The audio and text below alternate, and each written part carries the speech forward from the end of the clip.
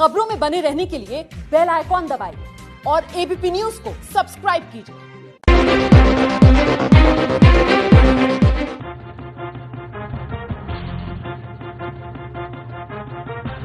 नमस्कार, आप देख रहे हैं एबीपी न्यूज। मैं हूं आपके साथ शोभना यादव। एबीपी न्यूज के चुनावी कार्यक्रम शिखर सम्मेलन में आप सभी का बहुत बहुत स्वागत।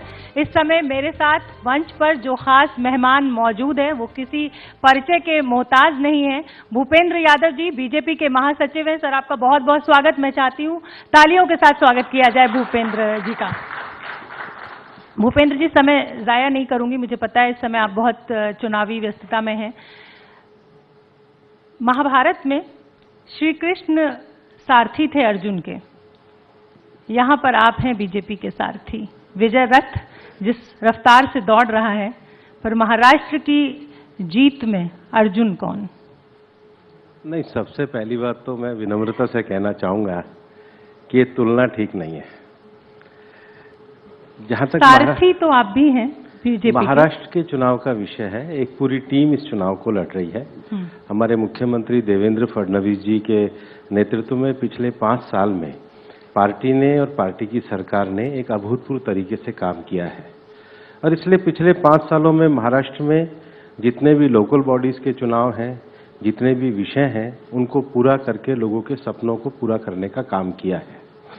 रोजगार की दृष्टि से देश में महाराष्ट्र नंबर 1 बना, निवेश की दृष्टि से देश में महाराष्ट्र नंबर बना, और उसके साथ साथ कृषि क्षेत्र में किसानों के विकास के लिए इस सरकार ने काफी अच्छा कार्य किया है। और इसलिए मुझे लगता है कि जो कार्य महाराष्ट्र की सरकार ने किया है और उसके साथ केंद्र में प्रधानमंत्री श्री नरेंद्र मोदी जी के नेतृत्व में जो एक सबल और सशक्त भारत की ओर हम बढ़े हैं, उसको महाराष्ट्र की जनता इस चुनाव में हमें अभूतपूर्व समर्थन देकर के आगे बढ़ाएगी। मुख्यमंत्री देवेंद्र फडणवीस, हाँ, उनके नेतृत्व में चुनाव हो रहा है, इसमें कोई अस्पष्टता नहीं है। शिवसेना तो कुछ और कह रही है। नहीं, इस बार के लिए कोई नहीं कह रहा है। कोई कह रहा है कि आगे चल के हमारा कोई मुख्यमंत्री बनेगा। दशहरे की बात कर रहे हैं, कह रहे ऐसा हैं कि दशहरे अगर पे कहीं उद्धव ठाकरे के बराबर में शिवसेना का मुख्यमंत्री होगा। अगर कोई ऐसा अगला दशहरा शब्द है जी तो आप मुझे बता दीजिए। उन्होंने भविष्य के लिए कहा है, तो भविष्य के लिए हर पार्टी कह सकती है। दशहरे पे वो किसी भी पार्टी का अधिकार है। बड़ी मेहनत करके आप बड़े भाई की भूमिका में आए हैं और आप कह रहे हैं किसी दशहरे पे वो भी बन सकते हैं, तो फिर छोटे भाई की भूमिका में क्या? नहीं, बड़ा भाई और छोटा भाई मीडिया का शब्द है, हम भाई भाई हैं। हमें तो लग रहा है आप डरते हैं शिवसेना से। अब आपको लग रहा है तो मैं क्या कह सकता हूँ। मैं कोशिश करूंगा कि आपकी ये तो, जो हमारी छवि है वो खत्म हो। नहीं, मैं तो फैक्ट्स के हिसाब से बोल रही हूँ कि सरकार में रहते हुए जितना विरोध शिवसेना ने आपका किया है, उतना तो शायद शरद पवार और राहुल गांधी ने भी नहीं किया होगा। देखो, फिर भी गठबंधन, कोई भी पार्टी का समर्थन या विरोध इस विषय पर होता है कि सदन के अंदर जब सरकार के बिल आते हैं, सरकार के बजट आती है, तो राजनीतिक पार्टी विरोध कर सकती है। और महाराष्ट्र में और देश में सदन में जो भी विषय आए हैं, शिवसेना भारतीय जनता पार्टी के साथ खड़ी रही है। शिवसेना भारतीय जनता पार्टी के एक स्वाभाविक सहयोगी दल के रूप में कार्य कर रही है और हमारी जो युति है एक अच्छी युति के रूप में कार्य कर रही है। सामना पढ़ते हैं आप? सामना अब महाराष्ट्र में आके पढ़ने लगा। पढ़ने लगे जी। तब भी आप ये कहेंगे कि शिवसेना हर फैसले में आपके साथ है और भाई भाई हैं आप? हाँ, निश्चित रूप से। राज ठाकरे और उद्धव ठाकरे जैसे भाई तो नहीं है। अगर ऐसे होते तो हम साथ नहीं लड़ रहे होते। तो लेकिन शिवसेना की मैं बात कर रही हूँ। लगातार आदित्य ठाकरे अब चुनाव लड़ रहे हैं और ये कहा जा रहा है कि डिप्टी सीएम वो बनेंगे, या पहले आपका जो बात हो रही थी कि 6 महीने आपका मुख्यमंत्री या साल भर आपका मुख्यमंत्री, साल भर आपका। लेकिन आपकी जो नीति है और जो आपके इरादे हैं, उससे तो नहीं लग रहा कि आप शिवसेना को कोई भी पद देने के मूड में हैं। पहली बात तो ये युति चुनाव लड़ रही है जी, और युति का अर्थ ये है कि चुनाव के बाद जो मैंडेट मिलेगा तो भारतीय जनता पार्टी, शिवसेना और सहयोगी दलों को हम पूरा स्थान देंगे। और ये केवल महाराष्ट्र में नहीं है, देश में भी हमारे 303 सांसद आए तो बाकी सहयोगी दलों को हमने अपने साथ रखा है। उत्तर प्रदेश में भी 403 में से 325 से ज्यादा समर्थन आए और अपना दल और जो दूसरी राजभर जी की पार्टी थी, हमने उनको भी स्थान दिया है। तो हम ये मानते हैं कि गठबंधन धर्म चलाना ये भारतीय जनता पार्टी को आता है। और इसलिए निश्चित रूप से जब भी सरकार बनेगी देवेंद्र फडणवीस जी के नेतृत्व में बनेगी और युति का उसमें हिस्सा रहेगा। अच्छा, ये बताइए कि अगर ऐसा आपने क्या पाठ पढ़ाया शिवसेना को जो लोकसभा से लगातार खिंचाव चल रहा था, अमित शाह जी को खुद आना पड़ा उद्धव जी से मिलने के लिए, 124 पे वो मान गए, वो तो आधे आधे की बात कर रहे थे। अब ये तो मानने के बाद आपने कुछ तो ये तो मानने के बाद घोषणा हो गई है, तो अब वो चैप्टर समाप्त हो गया है। अब 21 तारीख को दोनों दल मिलकर 3/4 बहुमत से जीतेंगे और महाराष्ट्र को एक अच्छी और स्थिर सरकार, जब सरकार बनेगी तो क्या आधे आधे का पदों का बंटवारा होगा? सरकार 3/4 बहुमत से बनेगी, जैसे मिलकर के भी ये विषय तय किया है, जो सरकार में आएंगे वो तय कर लेंगे। आपने जो कहा जाए कि लोकल पार्टी है, चाहे शिव संग्राम पार्टी है, राष्ट्रीय समाज है, आरपीआई अठावले है और एक रैयत क्रांति पक्ष और है। जी, ये तमाम जो पार्टियां हैं, आप सभी को अपने कमल के फूल पर चुनाव लड़ रहे हैं वो, तो क्या कुछ ऐसी ही प्लानिंग नहीं है कि 164 में से अगर 145 आ जाती हैं तो फिर शिवसेना की जरूरत ही नहीं है बीजेपी को? जैसे लोकसभा चुनाव में 303 सीट बीजेपी की जरूरत नहीं है किसी और की। अब आपके दोनों प्रश्न में उत्तर भी आ गए, बताइए। 303 के बाद भी सहयोगी दल हमारे मंत्रिमंडल में है। नहीं, मैं यही पूछ तो रही हूँ। हमारा ट्रैक रिकॉर्ड आपकी नजर में अच्छा होना चाहिए। दिखाकर सरकार अपनी टर्म्स एंड कंडीशंस पे चलेगी, फिर हम किसी के दबाव में नहीं है। आग दिखाने वाली बात नहीं होती, और राजनीति में हम मानते हैं कि कंसेंसस से राजनीति होनी चाहिए, और देश में बड़े से बड़े विषयों को भारतीय जनता पार्टी साथ लेकर के चली है। लेकिन भारतीय जनता पार्टी ने देश की मूल राजनीतिक विषयों को हमेशा सर्वसम्मति से पूरा किया है। आप देखिए कि आजादी के बाद सबसे बड़ा इकोनॉमिक रिफॉर्म हम इंसॉल्वेंसी बैंकरप्सी कोर्ट का लाए, सर्वसम्मति से लेकर के आए। हम जीएसटी लेकर के आए, सर्वसम्मति से लेकर के आए। हम ओबीसी के लिए संवैधानिक आयोग लेकर के आए, सर्वसम्मति से लेकर आए, और हम 370 भी लेकर के आए। तो देश के अधिकांश राजनीतिक दलों ने, एनडीए में हमारे साथी नहीं हो सकते, हमारा साथ दिया। और देश के राजनीतिक विषयों में सब लोगों को साथ लेना और आगे बढ़ना, हम इसमें विश्वास करते हैं। देश के हित में अच्छे निर्णय भी प्रधानमंत्री नरेंद्र मोदी जी के नेतृत्व में लिए, इसलिए जिस प्रकार का विषय आप कह रहे हैं उसकी संभावना मुझे नहीं लगती। आप कह रहे हैं शिवसेना और आप बिल्कुल भाई भाई की तरह हैं। मैं कंकोली सीट पर आऊंगी जहां आपने नारायण राणे के बेटे को टिकट दिया है और उधर शिवसेना का भी उम्मीदवार खड़ा है, तो ये कैसा भाईचारा है? 1-2 सीटों पे कोई विषय है, लेकिन हम मिल बैठ करके सब विषयों का समाधान कर लेंगे। सिर्फ 1 सीट तक ये झगड़ा है या? मैं कोई इसको झगड़ा नहीं मानता हूँ, लेकिन मेरा मानना है कि इतने बड़े जब निर्णय लिए जाते हैं, कोई एकाध जगह कोई विषय या इसमें रणनीति भूपेंद्र जी की कुछ और है। अगर नारायण राणे के बेटे जीतते हैं, नीलेश राणे जीतते हैं, तो भी जीत आपकी है, भाई आपके कैंडिडेट हैं। शिवसेना जीतती है तो वो आपके साथ ही खड़े हुए हैं, तो चित भी मेरी पट भी मेरी। ना, रणनीति का कोई विषय नहीं है, एक व्यापक फायदा है इसमें आपका। लेकिन नहीं, फायदा दोनों में से कोई भी जीते। देखिए, मैं आपको स्पष्ट कह रहा हूँ, इस समय हम फायदा चाहते हैं तो महाराष्ट्र के विकास का फायदा चाहते हैं। हम चाहते हैं जिस प्रकार से भारतीय जनता पार्टी और शिवसेना की युति ने पिछले 5 सालों में विकास के कार्य किए, आगे भी महाराष्ट्र के विकास के लिए मजबूत सरकार है। हम कोई व्यक्ति के किसी और इशू पे नहीं है, हम अपनी पार्टी के वैचारिक इशू और नेशन फर्स्ट की थ्योरी पे काम करने वाले लोग हैं। भूपेंद्र जी, एक शिकायत आपके खुद की पार्टी के बड़े नेताओं को है। जिस तरीके से आपने लगभग सभी पार्टियों के बड़े नेताओं का विलय कर लिया, या ये कहिए तोड़ लिया है, तो आपके खुद की पार्टी में बहुत बागी खड़े हो गए। तो क्या नहीं लग रहा कि इस बार के चुनाव में वो एक बड़ी चुनौती हो सकती है? मुझे नहीं लगता कि कोई बहुत ज्यादा बागी खड़े हैं। कुछ लोग जो पार्टी के अनुशासन को नहीं माना है, उनके खिलाफ कार्रवाई हुई है। और मुझे ये भी नहीं लगता कि अगर 150 लोग हैं तो ऐसे 10-12 लोग हो सकते हैं जो एकदम फ्रेश आए हों। 90% तो लंबे समय से के साथ पार्टी के लिए काम करने वाले लोग हैं। और जब आप चुनाव के क्षेत्र में जाते हैं तो विनेबिलिटी एक इश्यू होता है।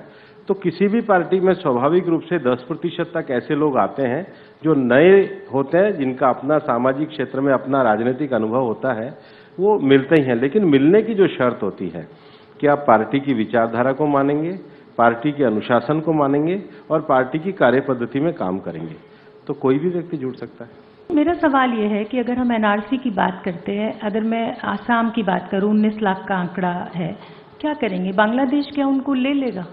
हम निकाल देंगे उनको?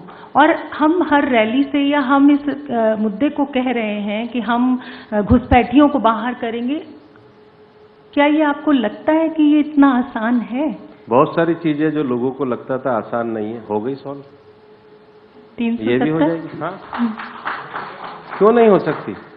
जब आपके मन में दृढ़ निश्चय हो, इरादा हो, आपके निर्णय में पारदर्शिता हो, आपके निर्णय में किसी प्रकार का भेदभाव नहीं हो और राजनीति आपके लिए मिशन हो, तो स्पष्टता से निर्णय लिए जाएंगे। देश में राजनीति बदल रही है। केवल देशभक्ति के भाषण देना राजनीति नहीं है, देश हित में काम करना और उसको परिणाम पे लाना, ये भी राजनीति है। और उसकी दिशा और दशा भूपेंद्र यादव जी ने और अमित शाह जी ने बदल दी है। नहीं, देखिए, मैं फिर आपको विनम्रता से कह रहा हूं कि देश में माननीय प्रधानमंत्री श्री नरेंद्र मोदी जी के नेतृत्व में जिस प्रकार ये से अच्छा है, हम ये नहीं कह रहे कि बुरी रणनीति जो जीत दिलाए वो सब अच्छी है। जिस प्रकार से निर्णय किए जा रहे हैं, एक लंबे समय बाद देश में इतना बड़ा परिवर्तन का हम एक माहौल देख रहे हैं, एक जन भागीदारी का माहौल देख रहे हैं, एक स्पष्टता से निर्णय होते हुए देख रहे हैं, एक पारदर्शी तरीके से राज्य के संसाधनों का गरीबों तक वितरण, ये हम देख रहे हैं। ये परिवर्तन प्रधानमंत्री नरेंद्र मोदी जी के नेतृत्व के कारण है। क्या ऐसा लग रहा है शरद पवार के मामले में आपकी रणनीति फेल हो गई? नहीं, हमारी क्या रणनीति है? उन्होंने तो मुद्दा बना लिया, उनको तो फायदा हो रहा है। किस ईडी ने उनको बुलाया भी नहीं और उन्होंने तो एक पूरी मुहिम खड़ी कर दी। नहीं, ये तो न्यायालय का टाइमिंग पे तो सवाल उठता है भूपेंद्र जी। ये न्यायालय का निर्णय, कोई टाइमिंग, चाहे डीके शिव कुमार हो, चाहे कमलनाथ हो लोकसभा चुनाव से पहले, और अब या एन महाराष्ट्र चुनाव से पहले शरद पवार, अजीत पवार। मैं आपको एक बात बहुत स्पष्टता से कहना चाहता हूं, जो भी भ्रष्टाचार के विषय में है और न्यायालय की जो प्रक्रिया है उसका स्पष्टता से पालन किया जाएगा। कोई भी भ्रष्टाचार करेगा, उसमें किसी प्रकार का कोई कॉम्प्रोमाइज, समझौता, मेरा देखिए, कोई भ्रष्टाचार करना रणनीति नहीं होती है। नहीं, बिल्कुल। और कोई भ्रष्टाचार को छोड़ देना, ये भी कोई रणनीति नहीं होती। कुछ निर्णय तो देश के लिए अपने आप होते हैं और जो विषय हो रहे हैं वो न्यायिक प्रक्रिया के माध्यम से हो रहे हैं। लेकिन विपक्ष का ये आरोप है कि तो क्या न्यायालय बैंक की जो जांच थी वो तो बहुत लंबे समय से चल रही थी, लेकिन एन चुनावों से पहले प्रफुल्ल पटेल को ईडी बुलाने लगती है, राज ठाकरे को बुलाने लगती है, शरद पवार को या अजीत पवार को, तो इस टाइमिंग पे सवाल उठता है। तो मतलब चुनाव के समय में आप ये चाहती हैं कि न्यायालय मेरे चाहने से तो कुछ भी नहीं होता है। मेरे चाहने से कुछ नहीं होता, मैं तो सवाल पूछने के लिए बैठी हूं। इसलिए मैं आपके सवाल का जो भावार्थ समझा हूं वो तो ये है कि चुनाव के समय ईडी पे भी आचार संहिता आ जाए, ऐसा तो नहीं हो सकता। ऐसा विपक्ष का आरोप है कि आप इस्तेमाल कर रहे हैं, बेजा इस्तेमाल कर रहे हैं। अर्थ तो ये निकल के आ रहा है, न्यायालय को आप कैसे रोक सकते हैं? नहीं, मैं ऐसे तो फिर देश नहीं चलेगा, लोकतंत्र नहीं चलेगा। हाँ, तो मैं यही चाहती हूँ कि आप इस मंच से जवाब दें विपक्ष को। इस मंच से ये है कि जो आप पे आरोप है टाइमिंग का, हमारे देश में न्याय का शासन है, कानून का शासन है, हम सबकी न्यायालय में आस्था है। किसी के खिलाफ भी केस आता है वो न्यायालय के समक्ष जाए और ये देश एक न्यायपूर्ण देश है, वहां पे सबको न्याय मिलेगा। राज ठाकरे जी मंच पे बैठे हुए थे हमारे साथ और उन्होंने कहा कि बीजेपी की ये कोशिश है कि विपक्ष को खत्म कर दो, और इसीलिए मेरा जो मुद्दा है, मैं 104 मैंने सीटों पे अपने उम्मीदवार खड़े किए हैं और मैं विपक्ष में बैठने के लिए, ये एक नई सोच मैं देश को देना चाहता हूं और मैं विपक्ष में बैठने के लिए चुनाव लड़ रहा हूं और मैं जीतूंगा। तो क्या ये जो आरोप है इस पर आप क्या कुछ जवाब देना चाहेंगे? ये कौन सा आरोप है कि विपक्ष खत्म करना चाहते हैं? पहले वो विपक्ष में तो बैठने के काबिल बने, अभी तो उतने भी नहीं है। तो क्या ये आरोप आप? मैं इसको कोई आरोप नहीं मानता हूं, मैं इसको कोई राजनीति नहीं मानता हूं। राजनीति एक मिशन के लिए की जाती है, एक विजन के लिए की जाती है, एक लक्ष्य के लिए की जाती है, लोगों की सेवा करने के लिए की जाती है। हम इधर बैठे, हम उधर बैठे, कोई फर्क नहीं पड़ता है। हम दो थे पूरे देश में, तब भी कोई फर्क नहीं पड़ता था। तब भी अटल जी की आवाज पूरे देश में गूंजा करती थी, तब भी राष्ट्रहित के विषय को हम लेकर के जाते थे। जब हम 1950 में 4 या 6 लोग आए थे, तब भी हमने कहा था कि एक देश में 2 विधान नहीं चलेंगे। एक राजनीतिक दल ने 70 साल तक एक विचार को लेकर यात्रा करी। जब हम 1964 में बहुत छोटे थे, तब दीनदयाल जी ने अंत्योदय का दर्शन दिया। हम अपने कभी दर्शन से नहीं अलग हटे। गरीब कल्याण का दर्शन हो, राष्ट्रीय एकता का दर्शन हो, राष्ट्रीय अखंडता का दर्शन हो, या छद्म सांप्रदायिकता के खिलाफ हो, इससे संख्या मैटर नहीं करती। राजनीति में किसी भी दल और किसी भी नेता के लिए होता है कि वो देश में लोकतांत्रिक तरीके से भागीदारी का क्या विजन लेकर के चलना चाहते हैं। मैं खुश होता हूं ये बताते कि मेरा विजन ये है। अब ये तो जनता के ऊपर है, कहां बैठाएगी। मैं तय करके थोड़ी बैठ सकता हूं कि मुझे यहां बैठना है, आपको यहां बैठना है। ये तो जनता तय करती है। अब राफेल पे आ जाती हूँ जी। वो फोर्स आई, कांग्रेस कहती है हमने तो कोई इस तरीके का अंधविश्वास या इस तरह की कोई पूजा पाठ नहीं, लेकिन ये राफेल का इस तरह से करके बाहर अंधविश्वास फैला रहे हैं। अंधविश्वास क्या फैला रहे हैं? अब कांग्रेस का ये आरोप है आपके ऊपर। शरद पवार कहते हैं कि ट्रक और कार खरीदने में ऐसे नींबू रखा जाता है टायर के नीचे। चलिए, ये उनका विश्वास है, लेकिन ओम अगर अंधविश्वास है क्या?